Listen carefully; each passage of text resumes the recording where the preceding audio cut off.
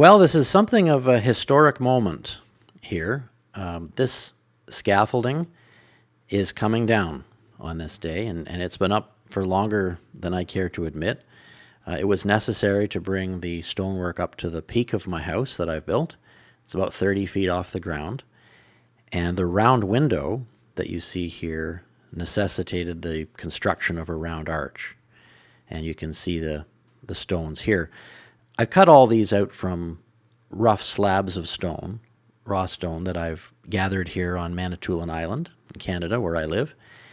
And the stones are shaped with following plywood patterns I made. You can see the inner edge here has been textured. I used an air hammer for that. The stones are all full thickness. They're 9 inches thick, and they form this pattern with the rest of the surrounding wall. Today is the day the scaffolding comes down, and I just wanted to share that with you and to give you a sort of fast motion view of this special day. You can't really see inside. That's the attic of our house. There's a lot of reflection there, but this is what it looks like from up here, and I've spent a long time getting this far, so help me celebrate in taking the scaffolding down. That's me there, and my oldest son, Robert. He's going to help me. I started stoneworking about 3 years before Robert was born. He was born in 1990, so I've been at the stonework thing for quite a while. The whole basement of the house is done in old-fashioned stonework too. That's 2-foot thick walls in that old structural stone kind of way. I've really come to love stonework, and I will always have a stoneworking project on the go of some kind. It will be nice to see the stonework fully visible when the scaffolding comes down. One of the other reasons I'm eager to get the scaffolding down is because the veranda roof at this stage really needs to be re-shingled. I didn't want to do that while I was still stoneworking. Besides the fact that the scaffolding was in the way, there's all kinds of mortar that falls down when you do this sort of work. And of course that all has to be done before the shingles get replaced. They were ridiculously bad condition shingles, actually. They went on in about the early 90s or so, and they didn't last as long as other shingles I've seen. It's amazing that they could even keep water out at all, but they have. It's an open veranda. It doesn't really matter whether it leaked or not, but it didn't leak, and the real reason, I think, is because I did an underlay of tar paper under the shingles. That really saved the day. People who've come over to watch me work have often commented about this hoist arrangement that I built. That's that blue narrow frame scaffolding you see there in the foreground, and that is nothing but narrow frame scaffolding. It's tied into the building, and there's a 6x6 beam on the top with an electric hoist, and that raises and lowers the plywood and lumber framework that's there. That's how I got the stone and mortar up, and would bring tools down too. That's going to come in handy as we continue working. And in fact, after the scaffolding was removed, after the main scaffolding was removed, I have left that hoist there so that I can bring shingles up to do that roofing job.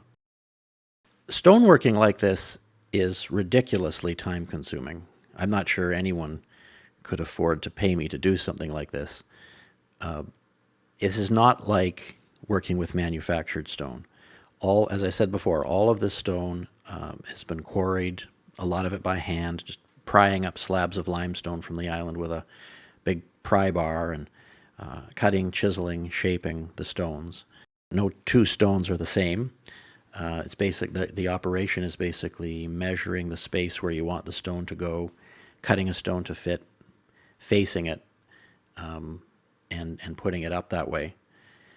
On a good day, I might cut and lay 10 stones or so. The reason I do it, the reason I will always do it, is just because of the beauty. As the scaffolding comes down now, you can see something of what I'm talking about. The texture of the stones, for instance. the way they're a little bit rounded on their face. That creates light and shadow on the building that changes through the course of the day depending on the angle of the sun. Also, there is a kind of a pattern here to the stonework. It's called a broken ashlar pattern. You can see there are some square-shaped, lighter-colored stones here and there, and they're punctuated by the narrower, longer stones that are next to them. The pattern is not entirely regular, and I think for me that's part of the attraction. It's kind of like the architectural equivalent of traditional jazz music. There's a theme that runs through it, but there's also lots of tangents and frills and clarinet solos that sprout off in all directions. And for me, the stonework is kind of like that. At this stage of the scaffolding takedown, I'm feeling kind of relieved because these wider frames that have been sitting on the veranda roof, they actually don't belong to me. They're from a contractor friend of mine, Rob Deering. He's been very patient because, as I said, this project is something I just do on the sideline. I rarely get 2 days in a row to work on it. So when I'm finished all my other work on the farmstead here at Bailey Line Road, I will try to get to some stonework. So that's why it has taken me years to do this. And Rob loaned me his large scaffolding frames, and he hasn't complained about me having them this long. It will be a relief. A few hours after what you're seeing now, I loaded them in the truck and brought them back, so I can at least feel a little better that I'm not hogging these particular frames of his for any longer. One of the especially nice things for me is that I get to do this scaffolding takedown with Robert.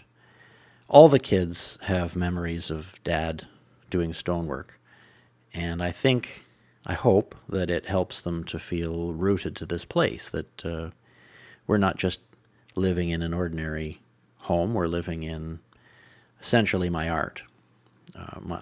The art that I love to do best is what keeps the wind and rain and snow and sun off of us, and stonework has been a part of that. I almost actually didn't build the house out of stone. I was originally thinking I might make a log place, but I was committed to local materials wherever I could find them, and we didn't have enough big logs on our farmstead property, so that's why I decided to go with stone. It was a happy coincidence too, because there's something about stone for me that really works well. We're just finishing up here. There's a lot of old mortar to clean up, but you've been in on this historic unveiling, and I hope you found this interesting. Thanks for watching.